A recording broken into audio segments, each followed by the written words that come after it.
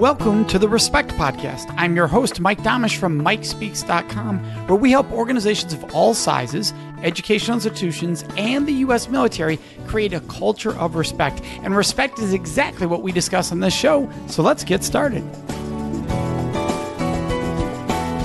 This week we have James Fell, an author and public speaker on the subject of personal transformation. His bylines include the Los Angeles Times, the Chicago Tribune, and others. His next book is titled The Holy Shift Movement, How Lasting Change Can Happen in an Instant, coming soon. In fact, by the time this is out, the book will be out. So you can check that out. James, thank you so much for joining us. Oh, you're very welcome.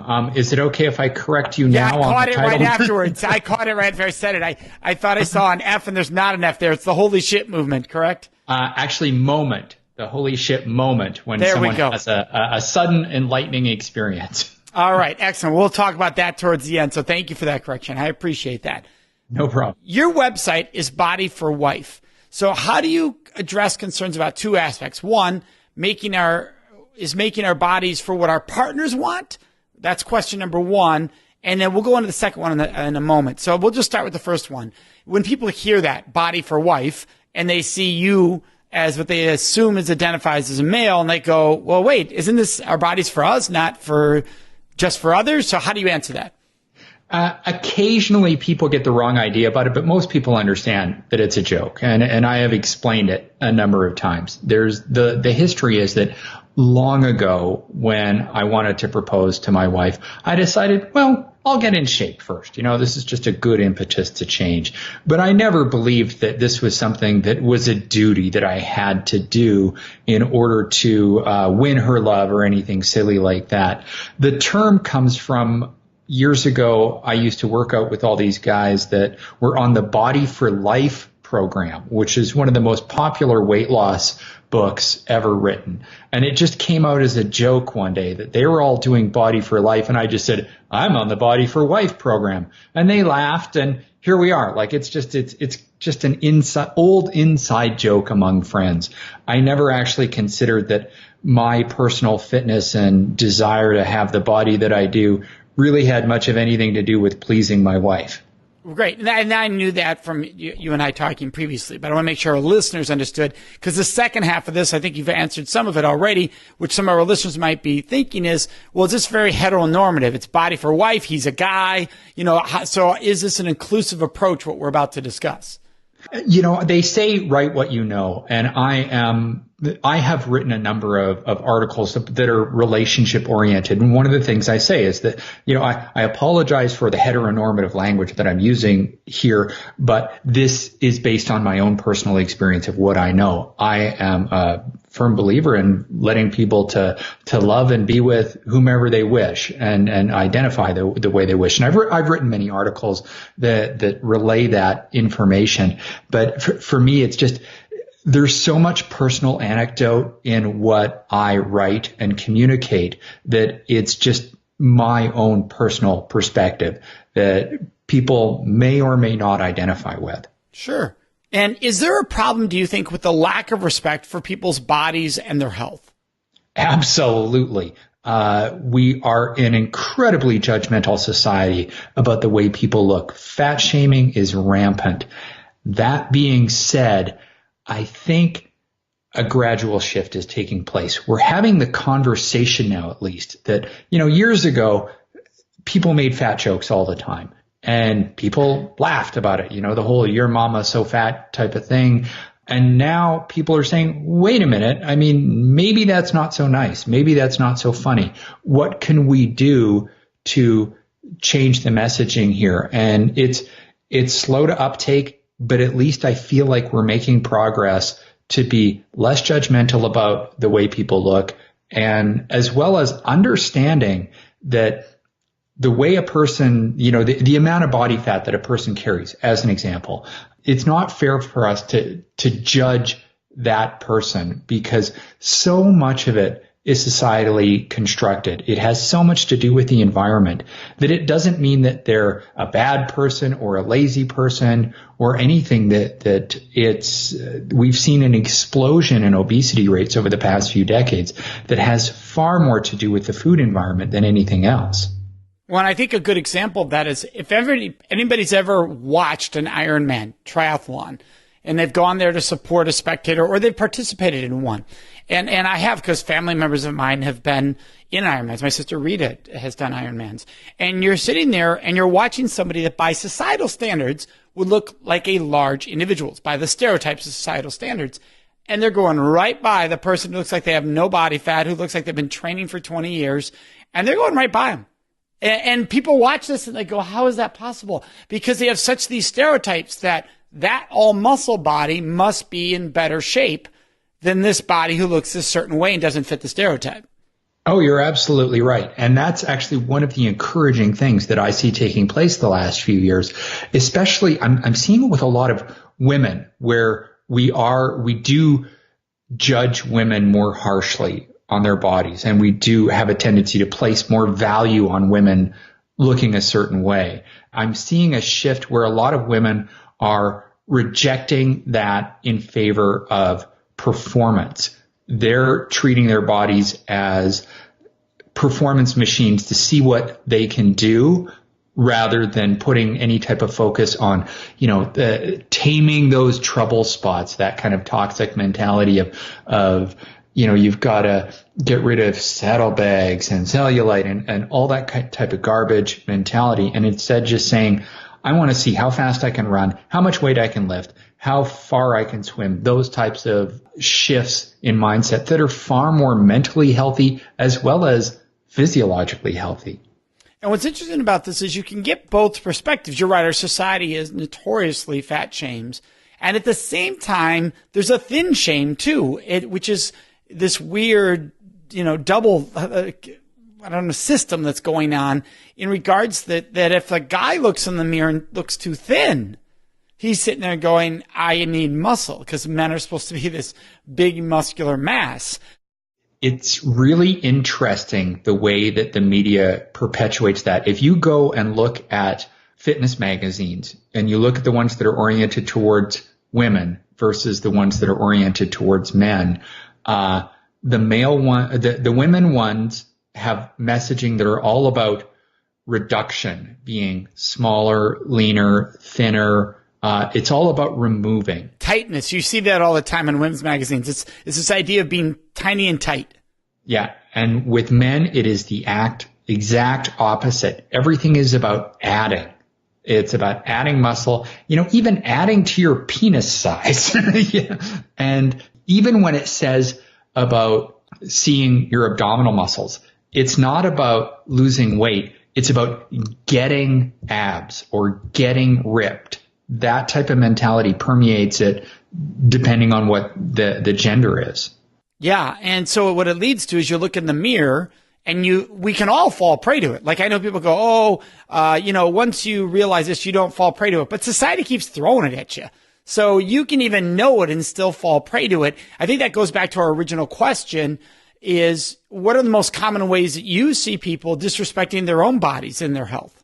Fad diets is the biggest one. There's a never ending slew of whatever the latest dietary nonsense is that's, it used to be paleo was the big thing. And paleo, if you look at the Google trends for it, it's on its way down, whereas keto is on the way up. Everybody's talking keto right now. I mean, in my own world of talking to people about health and all, keto is what everybody seems to be trying. And I've tried elements of it. I'm curious, what do you think of the keto? I mean, it's key that you follow it precisely. With keto, it can be dangerous.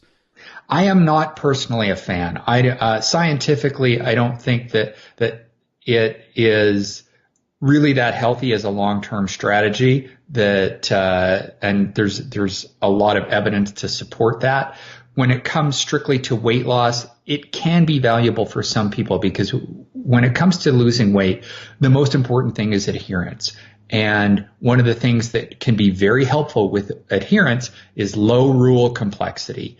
If you have a very complex diet that has all these different rules, it can become very difficult to stick to. There are people out there that, for them, problematic foods are high in sugars, high in carbohydrates. And if suddenly they just adopt a very simple approach to eating where I'm just going to cut as many carbohydrates, as many sugars as I possibly can, then it can mentally make it easier for them to stick to that eating strategy. Unfortunately, we see a lot of very cult-like and disordered eating behavior that can become associated with it. And some people fall off the wagon hard. From a athletic performance standpoint, keto is not good at all when it comes to very high intensity exercise.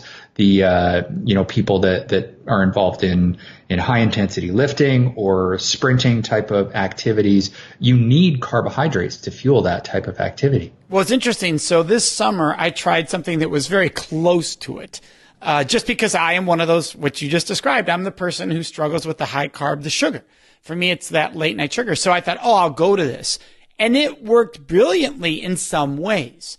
And that's the danger of that fad. You get caught into that, right? So when I wasn't trying to lose weight, I do not have a body frame that necessarily needed to lose weight, but I did. And then your brain goes, ooh, look wow, I wasn't even trying to lose weight. Look what it did. And you buy in. But then you start to realize, wait a second, my energy seems a little off. My brain seems not as sharp as it's been. And you go, this doesn't work. But it's weird how you want to buy in because of the one result, even though it wasn't the result you were looking for necessarily. And often those very early results are a result of water loss anyway, because when you deplete carbohydrates, you end up losing a lot of water, and so it shows up not just on the scale, but on the way you look. Oh my gosh, yes. Your chest is popping out and your stomach looks tighter. And it's only been like 3 weeks and you're like, well, I've never had my shirt fit like that. But yeah, this is a miracle diet. Right. And you go, no wonder why everyone loves this. Yeah, so we fall into that. And these are the diets now. But I think your point is just, be clear, try maybe stay clear of any fad diet. What do you think is the best overall approach then? If you're going to stay clear of all that, what's the healthiest approach? I think people get a little bit too wrapped up in the way that they look and what the scale says, and too much focus on comparison with others. That you look at the cover of a magazine and those bodies have this sort of societally constructed perfect ideal that so many of us can't help but compare ourselves to. And it's such an unrealistic Photoshop standard that's being set.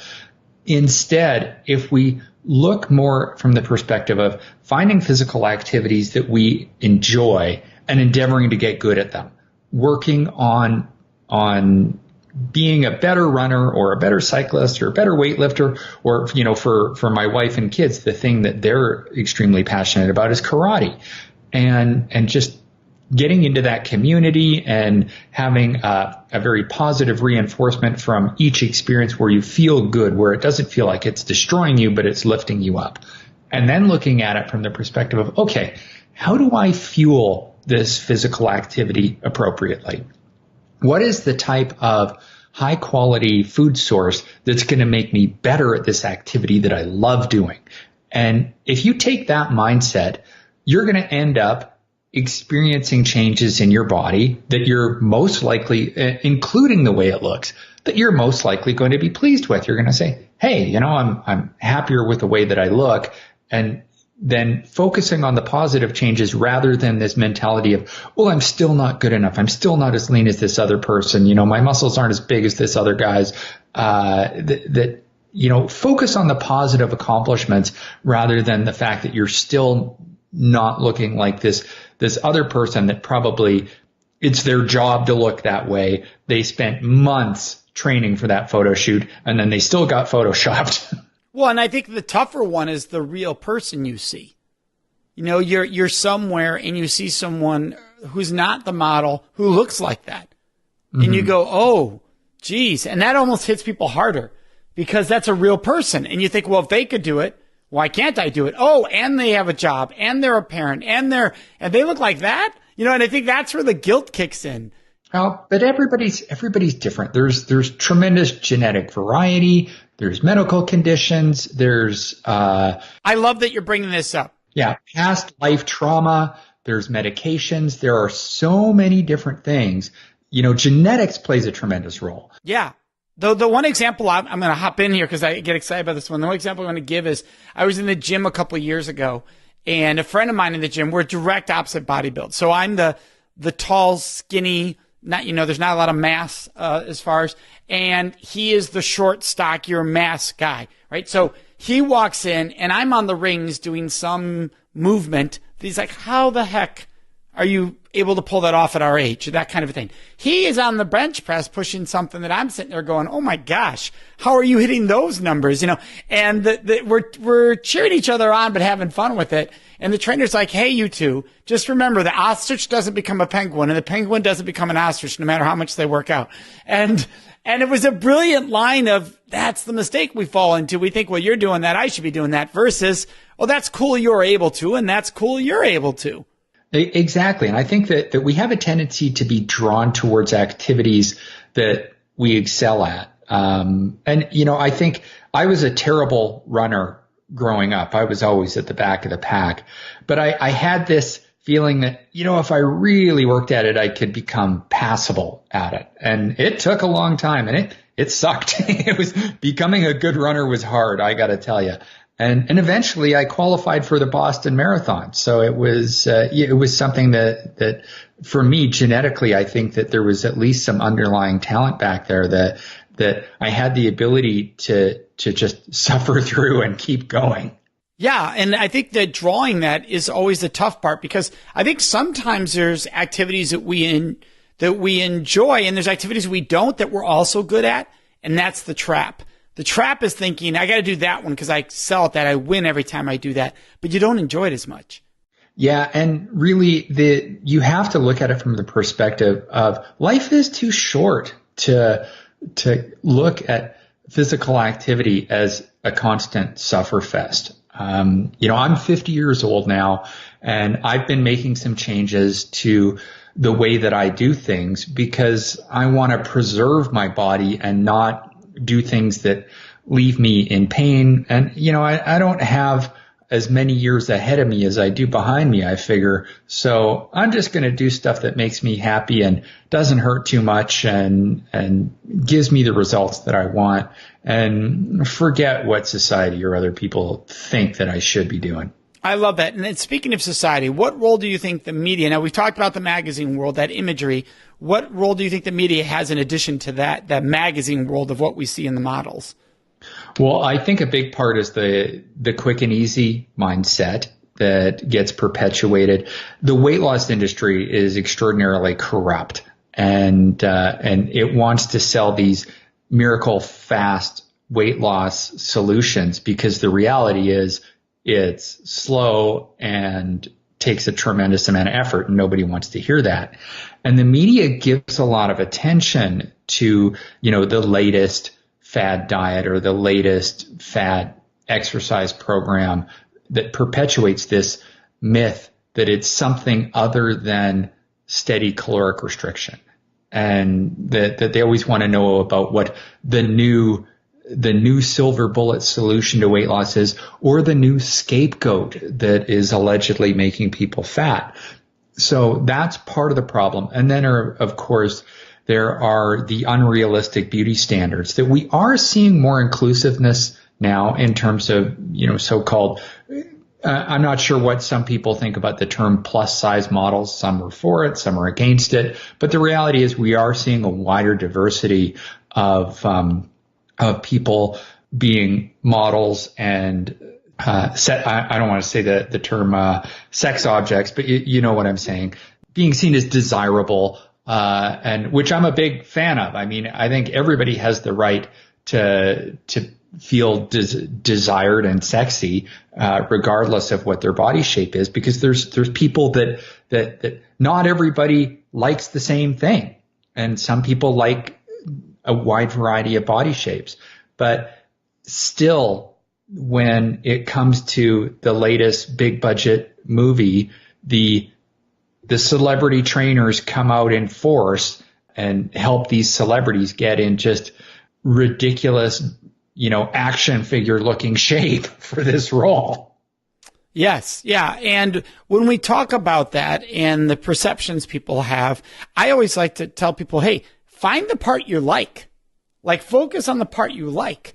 We have so much to our bodies. There's got to be something you like. And if somebody, we'll go to in a moment, what if somebody says there's nothing? But I think there's always something, right? So if you think, well, that part's too small or that part's too big, well, what part do you like? And focus on that. And I think it's true of our partners too. I know people that their partners have changed a lot they've been married for 20 years, and the body that the partner has today looks very different than the body that partner had 20 some years ago. And you think, okay, but which parts do you like? Like, don't focus on the parts that have changed you don't like. What parts do you like? And just focus on that. Treasure that. And the same goes for the physical activity that they choose. When I started running quite a while ago, I picked it up because I figured it was going to be good for helping me with weight loss and it was going to be good for my health. But what I didn't realize was that a few years later when I became a writer was how meditative it was and how helpful it was for my career. That so much, I almost always prefer to run alone so that I can just let my mind wander. And so much of what I come up with for articles and books that I write, and as well as idea generation and just achieving a sort of sense of peace and zen or whatever happens while I'm out for a run and just letting my mind wander. It can take time to discover what it is that you like about certain activities. Sometimes you kind of have to struggle through and suffer a bit. You're not automatically going to fall in love with a physical activity right away. That it can take some time to figure out what it is that you find this little spark of doesn't suck and you nurture that into a small flame, and then eventually it can grow into a bonfire. What are some examples of activities that you think a lot of people don't think about? For instance, I'll give you an example. At our age, so you and I are very similar in age. At our age, a lot of people think running, swimming, biking, like they think those are the natural ones. Now, the one a lot of people don't talk about is strength training, which is really critical because as you get older, that bone mass is going to be everything if you take a fall. And if you're strength training, you're going to be way farther down the line than if you're cardio training. If, when the body gets weaker, both are important, but you need both. What are some things you think people miss out on that they fall into the trap of, I just need to do this? Well, just to address that question, yes, the first part is that, yes, they are both quite important. I wrote an article about this for the Chicago Tribune a little while ago. The aerobic training, you're running, you're swimming, you're cycling, just using those typical examples, are really good for your organ health. And then the resistance training, which doesn't have to be lifting weights, there's a variety of different ways to do resistance training, are more about keeping you spry, I guess, keeping you independent. So bone strength is very important so that you don't break bones. But actually with strength training, you don't have the fall in the first place that breaks the bone because your muscles keep you from falling over. You're able to, it keeps you more independent as you age, where, you can walk on those slippery steps because you can take a good firm grip on the handrail, and you can carry your own groceries, and you can get up out of chairs and out of bathtubs and all those types of things. That it keeps you independent. So in conjunction, the two things work remarkably well together. But I think that there are so many different things that people don't even think about as options that, for example, people who, I live in Canada, there's a lot of people that don't like to run in the winter and they find treadmills boring. Well, you could try cross-country skiing as an example. There's, my wife, I got into shape and I tried to get her into weightlifting. She didn't like that. Running was never going to happen for her. But she's a very intelligent woman. She graduated top of her class from medical school. And the thing that she fell in love with was karate because it involved so much mental stimulation and so much memorization that became her thing. And that's what our kids got into as well. I think that just Googling a list of types of sports that people could just surf the net and say, I don't know, would I like that? And asking the question, would I like that? Well, if it's practical for you to give it a try, because you never know what you're going to fall in love with. Yeah, dancing can be a blast, and that can Absolutely. bring you great cardio, and there can be resistance depending on what kind of dancing that you're doing. And we talked earlier about, just briefly, I said, hey, find the parts you like, right? Treasure the parts you like of your body. What are some other ways that you think can help people be less judgmental of themselves, harsh of themselves? I think if they focus on the positive changes about what they can do that they couldn't before, rather than on comparison with others. Compare yourself to your former self. That is a great way to approach it, because no matter what it is, there's always going to be somebody stronger than you, faster than you, more muscular than you, more ripped than you. It's just, there's always going to be someone who can do it better. I love this. Dan Sullivan calls in business the gap, where you were to where you are today. And we often forget to look back and treasure that gap. Like, holy cow, the difference is, instead we're looking ahead going, oh, I need to get here. But we don't just pause and go, look where I've gotten to. And it's so powerful. Today it just happened. I got back in the water and started swimming about a month ago for the first time in my life, where I was really training regularly 3 days a week, and then did a meet this weekend, and then got back in today and did the yardage. And right away I said to myself, oh my gosh, a month ago I wouldn't have done half this. And it felt good to just know I can easily do this now. But that treasuring that gap made it that much more fulfilling, versus getting in the water going, man, after that meet, I realized how far I have to go still, which would have been depressing, versus, wow, look where I'm at already. It's mining that gap that from where we were to where we are today can bring so much uplift. Oh, you're absolutely right, Mike. What are changes you think that are needed at the societal level, James, for improving our health and the way we feel about our bodies on that deep foundational level?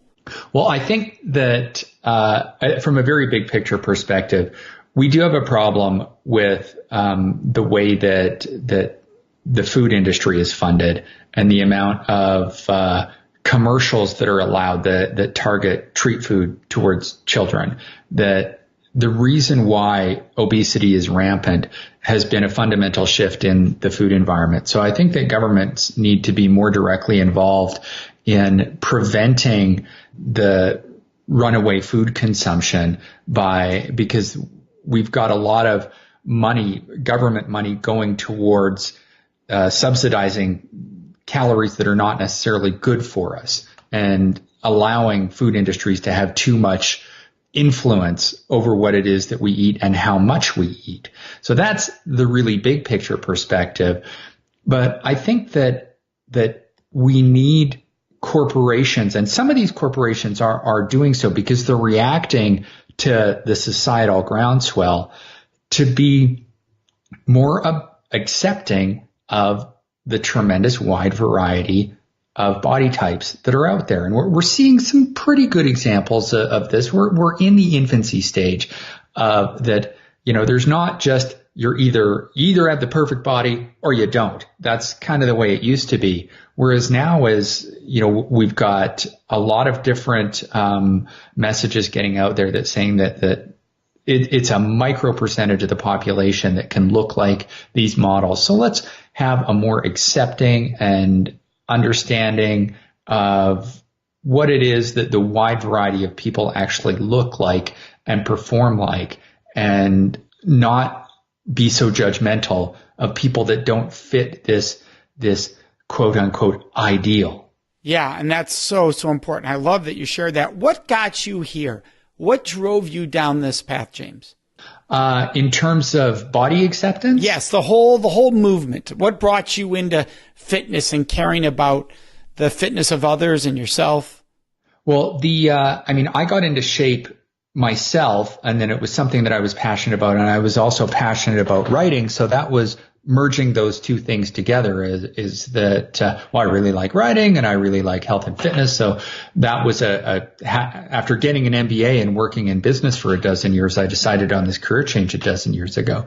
And I wouldn't say that I was really guilty of fat shaming when I was early on, but I did buy in a little bit into the rah, you can do it, anybody can do it, just do it kind of mentality a bit. And then after a few years, I had an important encounter with a man, Dr. Yoni Friedhoff, who runs the blog Weighty Matters. And he works with, so he is an obesity researcher and a family physician.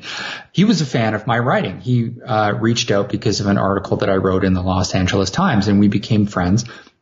And it was just through his influence that I began to learn more about fat shaming and how detrimental it is to people's psyche, and how the opposite of helpful that it is, that it actually creates worse mental and physical health outcomes, that I really woke up to how bad and toxic it is, including in the fitness industry. You have a lot of fitness experts who engage in fat shaming. And I realized, I don't want to be one of those guys. I really want to help people. And if the way to help people is by being more compassionate and understanding of how we got here and how to help them, that, that's going to be the approach that I take. And so I've become a voice for the body acceptance movement. Well, thank you for doing that. I appreciate that. And your upcoming book, for everyone, again, we said at the beginning, but tell them about the title and where they can get it, because it's going to be out by the time this show airs. It is called The Holy Shit Moment, How Lasting Change Can Happen in an Instant. And it is about the science of the life-changing epiphany.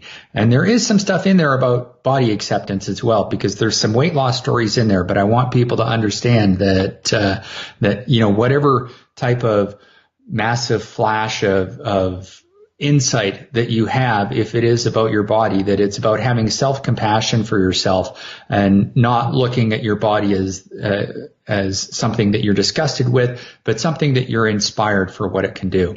Probably the best way for them to get it is to visit my website, bodyforwife.com, and there's a books tab right there. I talk about my book a lot on my website. It won't be hard to find. All right. Fantastic. Thank you so much, James, for joining us today. Thank you, Mike. It was a real pleasure. Absolutely. And for our listeners, you know what's coming up next. That's Question of the Week. Before I answer this week's Question of the Week, I'd love to ask you a question.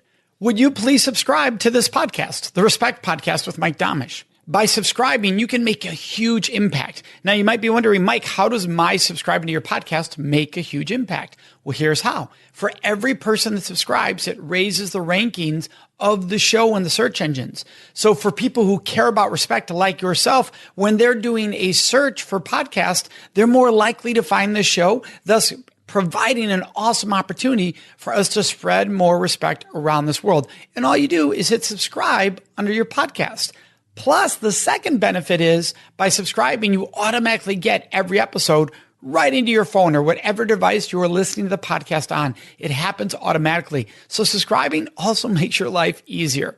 Now, let's get into this week's Question of the Week. Oh, and by the way, you can always ask your questions of the week by joining us on Facebook in our discussion group. It's called the Respect Podcast Discussion Group. Go there on Facebook and ask whatever questions you would like me to answer and or address in this segment of the show. And then listen to each episode to find out when your question is included.